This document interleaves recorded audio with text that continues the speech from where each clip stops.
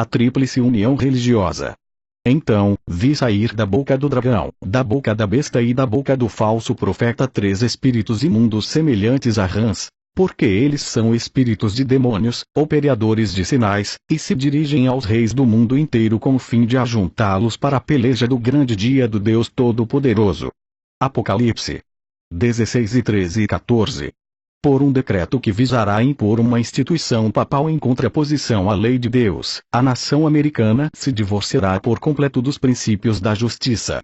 Quando o protestantismo estender os braços através do abismo, a fim de dar uma das mãos ao poder romano e a outra ao espiritismo, quando por influência dessa tríplice aliança os Estados Unidos forem induzidos a repudiar todos os princípios de sua Constituição, que fizeram deles um governo protestante republicano, e adotarem medidas para a propagação dos erros e falsidades do papado, podemos saber que é chegado o tempo das operações maravilhosas de Satanás e que o fim está próximo.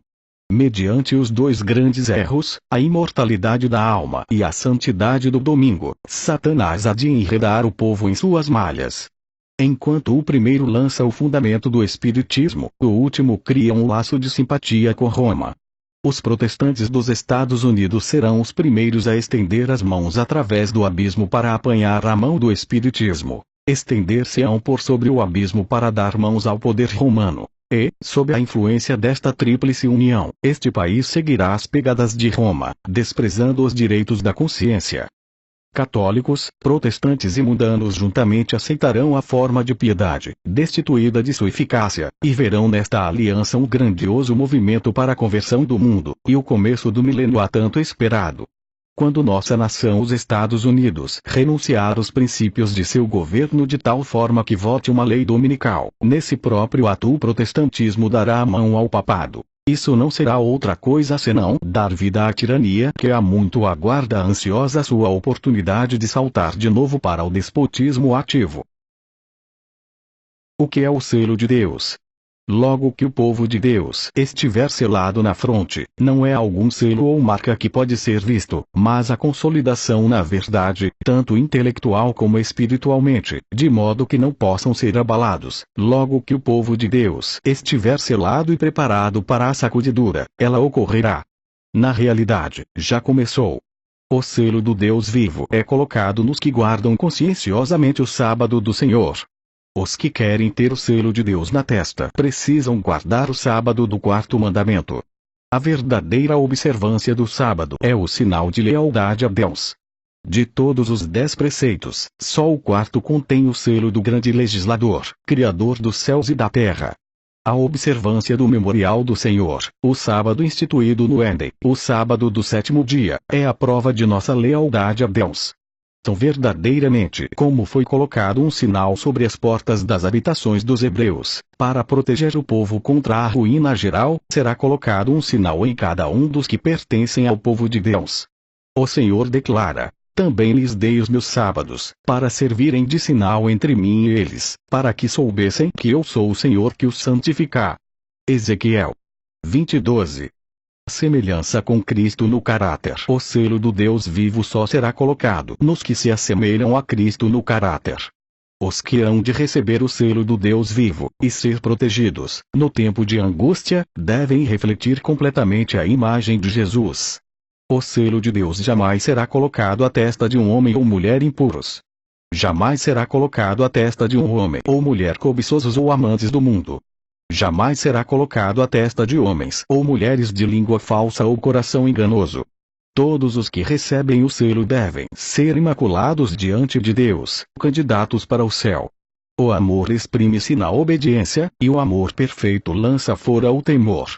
Os que amam a Deus têm o seu selo na testa, e praticam as obras de Deus. Os que vencem o mundo, a carne e o diabo, serão os agraciados que receberão o selo do Deus vivo. Quando o selo de Deus é recusado, se a iluminação da verdade vos foi apresentada, revelando o sábado do 4º mandamento, e mostrando que não há na palavra de Deus fundamento para a observância do domingo, e não obstante vos apegais ao falso dia de repouso, recusando santificar o sábado a que Deus chama meu santo dia, Isa 58:13, recebeis o sinal da besta. Quando ocorre isso? ao obedecerdes ao decreto que vos ordena deixar de trabalhar no domingo e adorar a Deus, conquanto saibais que não existe na Bíblia uma única palavra que mostre não passar o domingo de um dia comum de trabalho, consentes em receber o sinal da besta, e rejeitais o selo de Deus. Como resultado do menosprezo da luz, Deus concedeu aos homens o sábado como sinal entre ele e eles, como uma prova da fidelidade deles. Os que, na grande crise que está perante nós, depois de receberem iluminação no tocante à lei de Deus, prosseguem desobedecendo e exaltando as leis humanas acima da de Deus, receberão o sinal da besta. Antes de mais nada, um pequeno estudo aqui sobre selos na Bíblia. Eu não vou ler esses textos agora, nesse momento, até porque eu creio que você entende, já leu, já estudou esse tema aqui. Apocalipse 13, 16 e 17 menciona ali a marca de um poder perseguidor que será imposta sobre a mão e sobre a testa daqueles que adorarem esse poder, a chamada besta, né, no Apocalipse. Daniel e Apocalipse têm que ser estudados de modo paralelo, porque um lança luz sobre o outro, especialmente Daniel ilumina Apocalipse, né? Então aqui fala de uma marca de uma besta, que lá em Daniel se explica ser um poder, os animais, as bestas, né? E Ezequiel 20, verso 20, fala de um sinal, ou uma marca também, que caracteriza, na verdade, o povo de Deus. Porque essa marca de Ezequiel fala do Criador do universo. E o selo do Apocalipse fala de um poder que antagoniza o Criador, que rivaliza com o Criador. Então veja ali, ó, Gênesis 2, 2 e 3, faz a primeira menção ao Santo Sábado na Bíblia, dizendo que Deus criou o mundo em 6 dias literais de 24 horas, tendo descansado no 7º dia, estabelecendo então esse dia como um memorial, uma placa comemorativa da criação.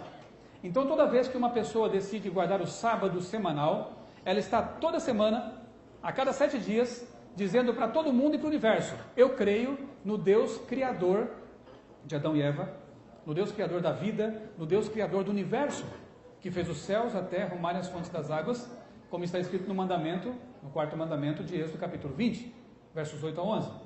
Então guardar o sábado não é apenas ter um dia para descansar, é muito mais do que isso.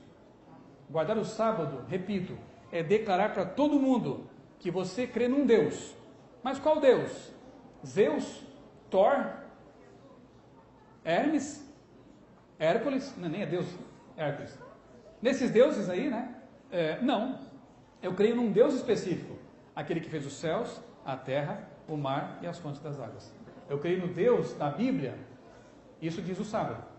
Então fica assim, né, que o mandamento, o 4º mandamento, ele reforça o conceito de memorial, porque ele está ali redigido da forma como os selos antigos eram feitos, né? Ele tem o nome da autoridade, ele tem a sua jurisdição, né? Ele tem a descrição daquele que sela um documento. Criador dos céus e da terra, Criador do universo. Bem, o domingo, para nós, acaba sendo um símbolo de autoridade humana. Por quê? Agora pensa comigo, tá? Algumas pessoas dizem que a marca da besta poderia ser um chip, né? E estão implantando chips por aí, né? Na mão das pessoas. Na testa não vi ainda, ficaria meio feio, né? Mas na mão alguns já estão implantando.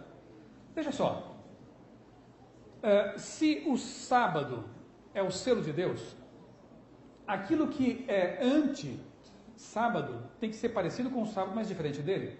Como assim? Veja só, anticristo. O que é um anticristo? É um ser, um poder, que quer se assemelhar a Cristo, ter suas prerrogativas, mas ele se opõe a Cristo. Vamos pensar numa outra coisa para ilustrar. Pensa no antídoto. Você leva uma picada de uma cobra, você tem que tomar um antídoto. O antídoto é uma substância parecida com o veneno, mas ele neutraliza o veneno. Pensa na antítese. A antítese é uma ideia que se assemelha à tese, mas nega a tese. Você entendeu já o que quer dizer o anti aí, né? Então o anticristo não pode ser uma pedra, não pode ser uma nuvem, não pode ser um ar-condicionado. O anticristo tem que ser uma pessoa intrometida em temas religiosos. Por quê? Porque ele se opõe a Cristo. Cristo é um ser religioso, é o Criador. O anticristo, ele quer ser como o Criador, mas não é. E ele é um ser ligado à religião. Ok até aqui? Então, se o sábado é a marca de Deus na Bíblia, E há outros textos que permitem essa nossa interpretação. O que só pode ser o antisselo de Deus?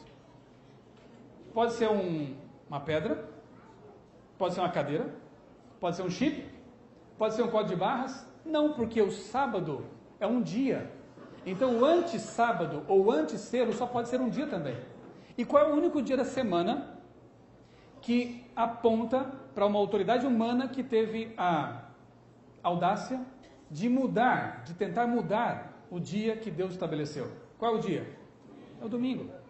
Então por isso entendemos que a marca apresentada no Apocalipse só pode ser realmente esse dia. Até porque em Daniel 7:25 é dito que esse poder, que em Apocalipse é a besta, em que Daniel é o chifre pequeno, que depois se torna poderoso, né? Ele cuidaria em mudar os tempos e a lei. Mudou a lei ou não mudou? Sim. E os tempos? Também. Porque o único mandamento que aponta para tempo é o sábado. E esse poder fez essa mudança. Resumindo, sábado, selo de autoridade do Criador. Domingo, selo de autoridade da criatura.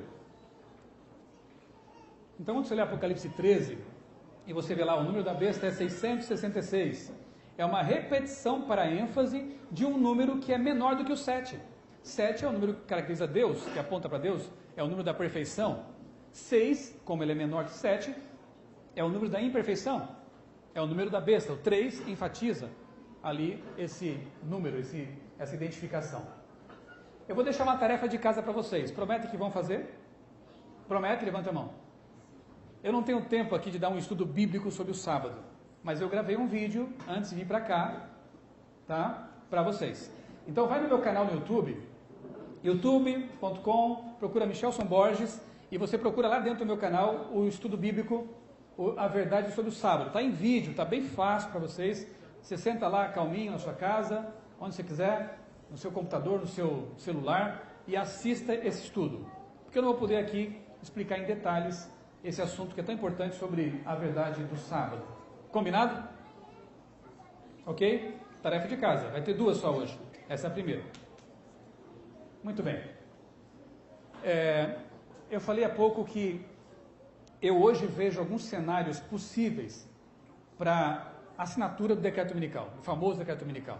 Um deles é um sobre o qual tenho falado há algum tempo já, que é a questão do aquecimento global, da bandeira ecológica, que alguns estudiosos já chamam de, entre nós, né, de ecumenismo. Por quê? Porque ecumenismo já é bem conhecido de todos nós, já estudamos isso há um bom tempo, não é? Está aqui o irmão Carmo, que estuda esse assunto já há um bom tempo também, né? E segundo estudos dele, pesquisas dele, o ecumenismo começa com uma iniciativa até protestante, não católica, né? E isso é interessante analisar, porque 100 anos antes, uma autora chamada Ellen White já havia dito que os primeiros a darem as mãos, estenderem as mãos para o poder romano seriam os protestantes. E isso já foi feito. E está se intensificando agora, né? Então veja só, por meio desse tal de ecumenismo, que na verdade é um ecumenismo ampliado, porque ele envolve as